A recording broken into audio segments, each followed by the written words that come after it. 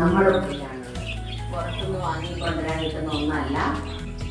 എന്ത് സാഹചര്യങ്ങളും വരാം. ജീവിതത്തിൽ സാഹചര്യങ്ങൾ പലതരത്തിലുണ്ടാകാം.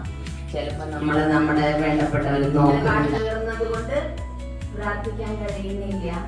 പക്ഷെ മനസ്സിനെ, എന്റെ മനസ്സെന്ന് പറയുമ്പോ ഞാൻ പറഞ്ഞത് അനുസരിക്കണ്ടേ?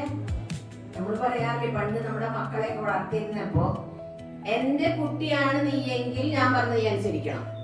കുട്ടികളായിരുന്നപ്പോ അങ്ങനെ പറയില്ലായിരുന്നോ? അപ്പൊ മനസ്സ് നമ്മുടെ കുട്ടിയാണ്. അപ്പൊ ഞാൻ പറഞ്ഞത് ഞാൻ എന്ത് ചെയ്യണം? എന്റെ മനസ്സനുസരിച്ചേ പറ്റൂ.